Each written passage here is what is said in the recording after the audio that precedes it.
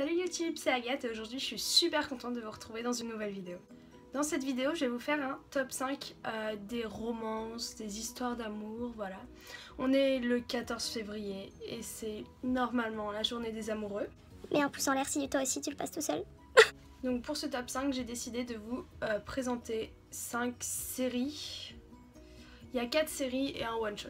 La plupart du temps, c'est des séries soit qui suivent sur les 4 tomes, c'est sur les mêmes personnages. Voilà, on retrouve le même univers et c'est des personnages différents. Alors, j'ai décidé de commencer par le seul et l'unique one-shot de cette vidéo. Il s'agit de Nos faces cachées de Amy Harmon chez la collection R. C'est la nouvelle couverture, elle est 10 fois trop belle. Je préfère celle-là en fait, parce que je sais pas vous, mais quand je lis des romances dans le métro ou dans le bus et que les gens voient la couverture avec les abdos, je me fais... En fait, limite, je lis comme ça, vous voyez. Comme ça, je suis comme ça, En fait, j'assume clairement pas les couvertures avec les abdos, machin. Ça fait, je sais pas. Dites-moi vous si c'est pareil. Parce que du coup, j'ai un peu honte, des fois, je me dis, mais c'est pas la couverture qui compte et tout. Enfin bon. Nos faces cachées, c'est l'histoire de 5 garçons qui habitent dans une petite ville et ils font tous les 5 partir à la guerre. En parallèle, on suit également l'histoire de Fern, qui est amoureuse d'un de ces 5 garçons depuis qu'elle est toute petite, et de son cousin, qui est aussi son voisin et son meilleur ami, qui est atteint d'une maladie. Le cousin de Fern ne passera pas ses 20 ans. Je crois que c'est quelque chose comme ça.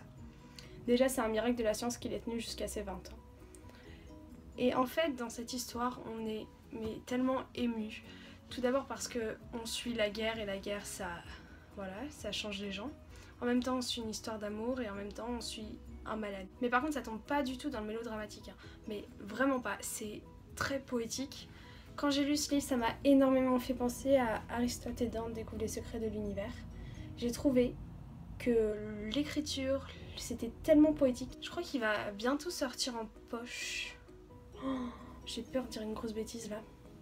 Je crois qu'il va bientôt sortir en poche. S'il sort en poche, j'achèterai la format poche. La format poche, si. J'achèterai la format poche, Et je surlignerai dans le format poche.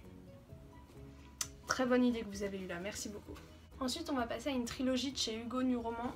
J'ai que le tome 1 en format papier. J'ai lu le 2 et le 3 sur ma liseuse. Donc là, c'est Mark Edman, le tome 1 roule, écrit par Jay Cronover dans les éditions Hugo Romance. Je pense que ce livre, vous en avez entendu parler, mais c'est l'histoire... En gros, les Mark Edman, c'est les gars d'un salon de tatouage. Même si vers la fin, je crois qu'il y a 6 tomes, je crois qu'à la fin, c'est plus... Ils travaillent pas forcément au salon de tatouage, mais en gros, c'est un groupe d'amis dont la plupart travaillent dans un salon de tatouage. Et Cho, c'est un peu une petite fille à papa qui est amoureuse de Roule depuis qu'elle est toute petite. Et Roule s'en est jamais rendu compte jusqu'au jour où d'un coup, je sais pas, il y a un truc qui va changer et il va s'en rendre compte. Le truc, c'est que tout le monde pense que Cho sortait avec le frère jumeau de Roule, alors que c'est complètement faux. Et pendant tout le roman, on cherche à savoir un peu s'ils sortaient pas ensemble, qu'est-ce qu'ils faisaient tout ce temps-là ensemble.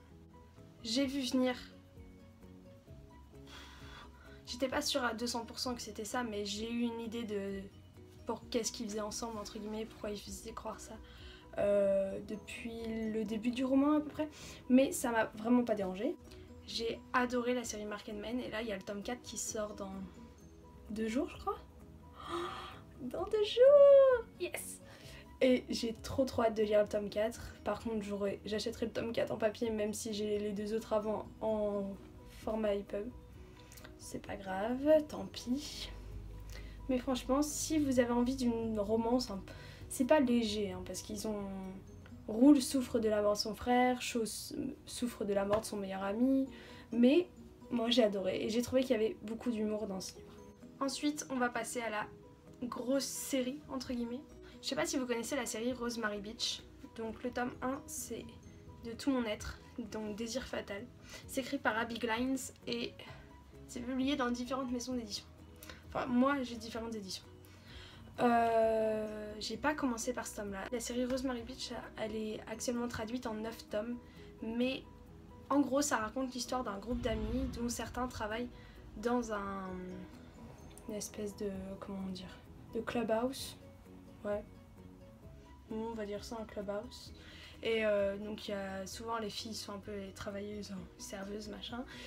Ouais, c'est un peu préjugé, voilà. Et les garçons sont dans les bureaux. Et voilà, on suit leur amitié à tous, les groupes d'amis, les couples qui se font, qui se défont, voilà. Les 4 premiers tomes de la série qui sont sur un certain couple. J'ai déjà lu les 2 premiers tomes et j'ai aimé. J'ai commencé à lire le 3, mais ça m'a saoulée, mais genre vraiment saoulée. Je pense que j'étais pas dans une période pour lire de la romance. Du coup, je vais reprendre. J'avais quand même lu un petit peu, hein. Voilà.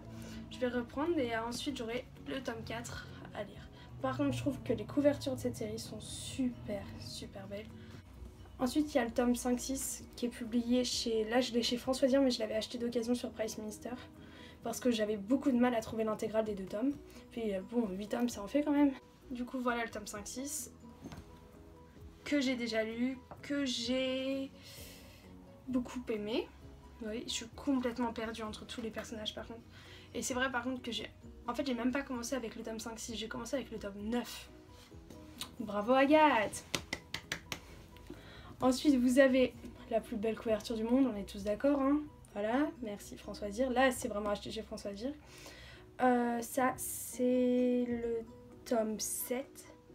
Et franchement, là, le tome 8, j'ai tellement envie de l'acheter. Parce que la fin de celui-là, je me demande comment je fais pour tenir. Parce que ça doit faire, je l'ai acheté pendant la vacances d'été. Ça fait quand même 6 mois que j'ai envie d'acheter le tome 6. Là, je crois que ça va franchement être mon prochain achat. C'est juste qu'il est jamais disponible en boutique et que...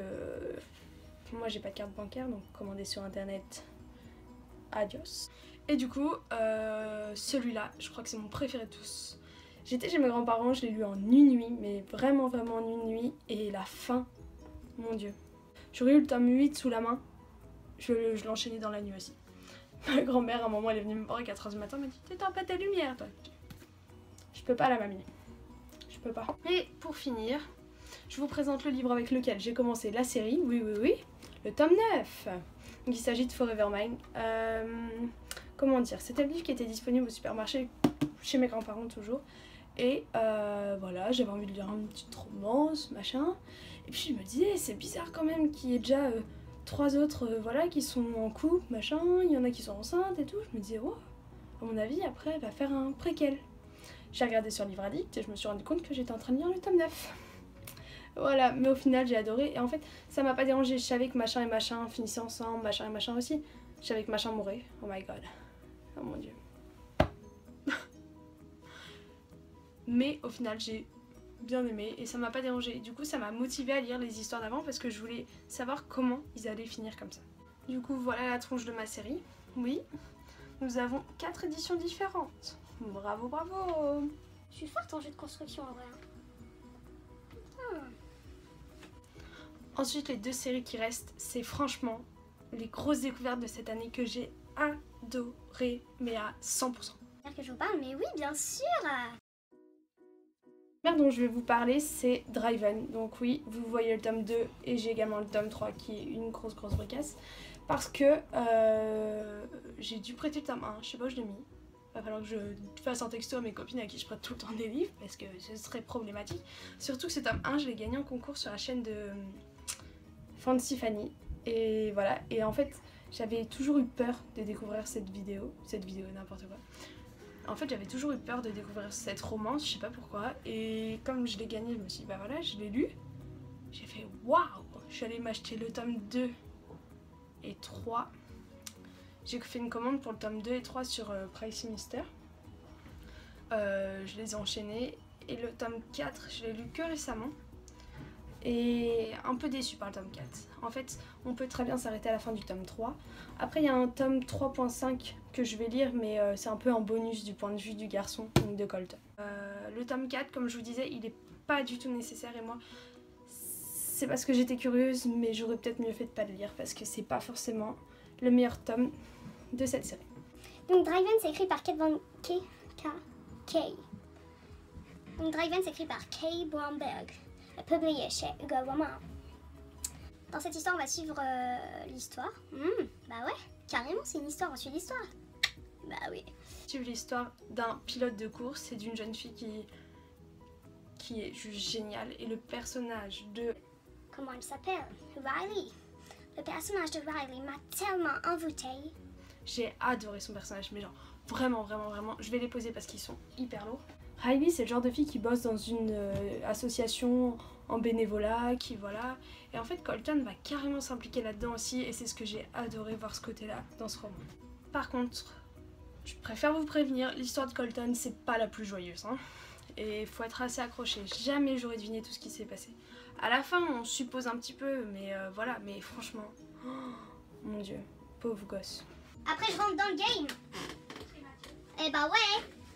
Eh bah ouais. Je vais me rentrer dans le game, moi. That's my shit. All the girls that want on me. Ok. Vas-y.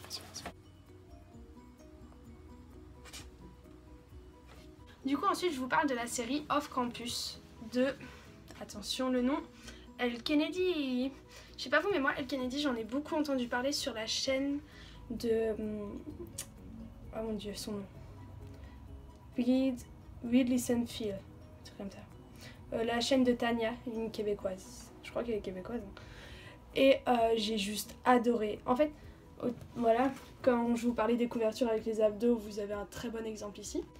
Et j'ai juste adoré ce tome 1. J'ai adoré découvrir l'univers des hockeyeurs, de tout ça. Moi, je sais pas si vous savez, mais non, vous devez pas savoir, du coup.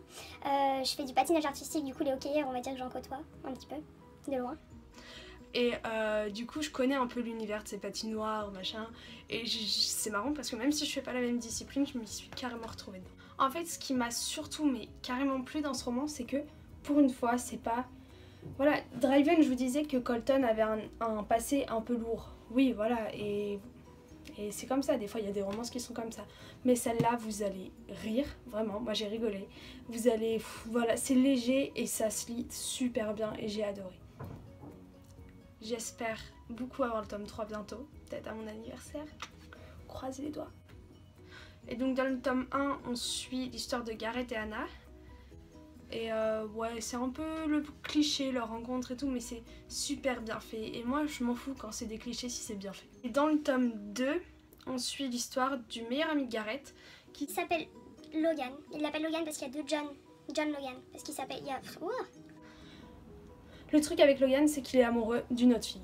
J'ai moins aimé ce tome-là par rapport au premier, mais j'ai moins adoré, mais j'ai beaucoup aimé. Voilà, on va jouer un peu sur les mots. Et du coup, apparemment, le tome 3 et le tome 4 sont super bien aussi.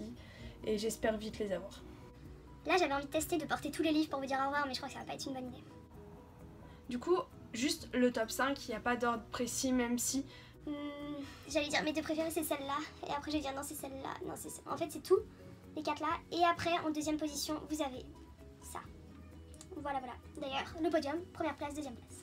Sur ce, je vous souhaite à tous une super Saint-Valentin, que vous la passiez tout seul ou à deux. Non, je ne suis pas jalouse, non. J'espère que cette vidéo vous a plu et je vous fais plein de gros bisous en attendant la prochaine. Ciao ciao.